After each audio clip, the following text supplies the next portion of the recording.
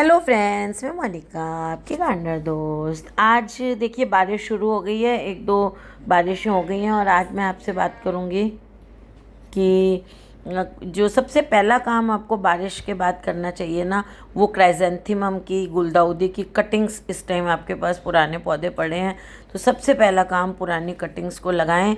अगर आपने देर कर दी तो फिर पौधों को बड़ा होने में देर होती है। तो कटिंग्स में सबसे पहले कटिंग गुलदाउदी की लगाएं। आपके जो पुराने पौधे पड़े बचे हुए हैं पिछले साल के, तो ये देखिए, ये मैं जो है किसी के यहाँ से लेके आई थी। उनके मेन प्लांट के नीचे से पॉप्स निकले हुए थे। ये इनको साइड में जो छोटे छोटे प्लांट्स थे वो निकले हुए थे ये, तो इनको लेके आई हूँ। इनकी क्या करूँगी, नीचे की जड़ें भी रहने दूँगी, है ना। ऊपर से काट के कटिंग लगा दूंगी, नीचे से इनकी जड़ें लगा के ये भी लगा देंगे। और क्या होता है, जो पुराने प्लांट होते हैं ना ऑलरेडी जड़ों वाले, उनसे जो फ्लावर्स आते हैं ना पौधे के, वो इतने बड़े नहीं आते हैं। और जो हम कटिंग से लगाते हैं ना, उसमें जो है वो ज़्यादा जो है वो फ्लावर्स आते हैं। तो हम क्या करेंगे कि इन जड़ों को भी रहने देंगे और जो हम ऐसे इन प्लांट्स को भी लगा दूंगी मैं अलग अलग करके। और फिर कटिंग जो है वो भी लगाऊंगी इनकी ऊपर से। कटिंग जो है ना गुलदाउदी की, बहुत ज़्यादा बड़ी नहीं लगती है। ये कटिंग जो है वो 2 इंच की, 3 इंच की, बस इतनी कटिंग ऊपर ऊपर से लगती है। और नीचे से ये जो प्लांट्स हैं, ये क्या होता है एक्चुअली, जो पुराने प्लांट्स होते हैं उसके नीचे से निकलते हैं। तो उनका गुच्छा मैं लेके आई हूँ किसी के यहाँ से, तो उसमें से मेरे डबल काम हो जाएगा मेरा। ये नीचे के ये भी लग जाएंगे। और ये क्या है, आपस में नीचे से जुड़े हुए होते हैं। हॉरिजॉन्टल जो ब्रांच रनर्स होते हैं ये निकले हुए होते हैं, तो ये मैं अलग करके लगा दूंगी। और इसकी कटिंग भी मैं जो है इनको काट काट के जो है छोटी छोटी कटिंग्स बनाएंगे इनकी। और देखिए, कटिंग जब आपको लगानी है ना, तो या तो मॉर्निंग में लगाएं या इवनिंग में लगाएं। और जिस तरह से मैंने पौधा रखा हुआ है पानी में, अगर बाहर से लाएं तो ऐसे रखें, और नहीं तो आप जो आपका पौधा है उसको वेल वाटर्ड होना चाहिए। देखिए बारिश के दिन है तो वेल वाटर्ड तो होगा ही, वैसे वेल वाटर्ड होना चाहिए वो। तो देखिए ऐसे ऊपर से आप जो टिप को लेकर ना छोटी छोटी कटिंग्स लें आप। ग्रोइंग टिप ऊपर की होनी चाहिए और इतनी सी लेनी है, 2 या 3 इंच की कटिंग लेनी है आपको मैक्सिमम। और इसके अच्छा ये चेक कर लें कि पौधा हेल्दी होना चाहिए। अगर उसमें एफिड्स लगे हुए हैं कुछ है तो फिर कटिंग का बहुत मुश्किल है। फिर एक में भी अगर एफिड लगाया तो सारी कटिंग्स में वो एफिड चले जाएंगे। और सॉइल मीडियम की अगर मैं बात करूं तो इसको आप आधा मिट्टी और आधा कोकोपीट में भी लगा सकते हैं, और या हाफ सॉइल और हाफ रिवर सैंड में भी लगा सकते हैं, और खाली रिवर सैंड में भी लगा सकते हैं। ओनली रिवर सैंड में भी ये कटिंग्स बहुत अच्छी चलती हैं, बस आपको पानी का ध्यान रखना पड़ेगा। मैंने आपको 3 तरह के मीडियम्स इसके बता दिए हैं ना, आधी मिट्टी आधी सैंड, 100% सैंड, और आधी मिट्टी आधा कोकोपीट। मैं जिसमें लगा रही हूँ वो मेरा मीडियम ये वाला है। तो आधा मिट्टी है आधा कोकोपीट है। मेरे पास थोड़ी कोकोपीट पड़ी थी तो मैं कोकोपीट में लगा रही हूँ इस बार। वैसे ओनली सैंड में भी बहुत अच्छे लग जाते हैं और 50-50 में भी। अब आप कहेंगे कंफ्यूज कर रहे हैं, कंफ्यूज होने की कोई ज़रूरत नहीं है। जो है आपके पास, अगर आप 100% में लगाना चाहें, 50-50 में लगाना चाहें, सब मीडियम इक्वली इम्पॉर्टेंट है। तो देखिए इसमें मैंने कोकोपीट वाला मीडियम लिया हुआ है। देखिए पानी वेल वाटर्ड है, पानी है इसमें। तो इस मीडियम में मैं थोड़े ना शैलो पॉट में लगाएं तो ये ज़्यादा अच्छे लगते हैं। कई लोग जो है ये कटिंग्स जो हैं वो जो ट्रे आती है ना, सीडलिंग ट्रे, उसमें भी लगाते हैं, वो भी अच्छी रहती है उसमें।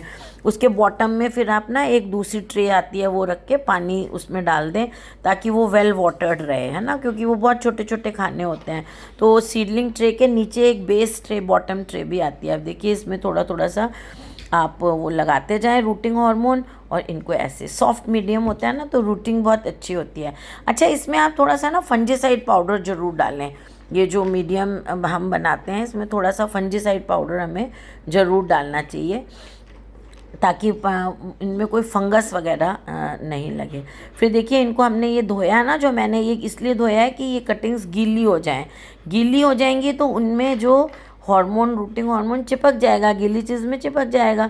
और एक्स्ट्रा को हल्का सा टैप करके और ऐसे लगाते जाएं आप कटिंग्स, पास पास लगाते जाएं। वैसे सीडलिंग ट्रे में लगाएंगे तो उनको निकालना आसान हो जाता है, लेकिन इस तरह भी आप सीडलिंग ट्रे नहीं है, तो इस तरह से आप इन कटिंग्स को हम लगाते जाएंगे। ऊपर का एक एक दो दो पत्ते हम छोड़ेंगे। एक काम आप और कर सकते हैं कि एक डीएपी जो है वो आप 1 लीटर का एक डब्बा लें, उसमें चौथाई चम्मच डीएपी को घोल दें। ठीक है, वो डीएपी घुलने दें आप 3 4 5 दिन। घुलने के बाद आप उसको जब घुल जाए वो, तो एक बार वो पानी इस जो है सॉइल मिक्सचर में दे दें। उससे क्या होगा कि वो डीएपी जो है, अब देखिए इसको अच्छी तरह से हमने स्प्रे कर दिया। हाँ, आप ना मिट्टी में देना है उस डीएपी को, जो मैं कह रही हूँ ना, उसको आपको, ये खाली पानी है जो मैं लगाने के बाद इनको दे रही हूँ, स्प्रे कर रही हूँ। वो जो 5 6 दिन बाद जो मैं कह रही हूँ ना घोल के देना है, उसको अगर आप स्प्रे से भी देना चाहते हैं तो पौधे पे नहीं, कटिंग पे नहीं डालना है, सिर्फ आपको सॉइल मिक्सचर में डालना है। ठीक है, और उससे क्या होगा कि डीएपी में जो फास्फोरस होता है ना, नाइट्रोजन से ग्रोथ होगी और फास्फोरस से जो है इनमें रूट्स जल्दी बनेंगी। तो इस तरह से आप इसमें ये दे सकते हैं। और अगर आप चाहते हैं, एक काम और कर सकते हैं, डीएपी अगर नहीं देना चाहते तो आप इसमें एक डिस्प्रिन की टैबलेट 1 लीटर पानी में घोल के वो वाला पानी आप इसमें देना चाहते हैं, वो वाला जो पानी है सॉइल में ही देना है आपको।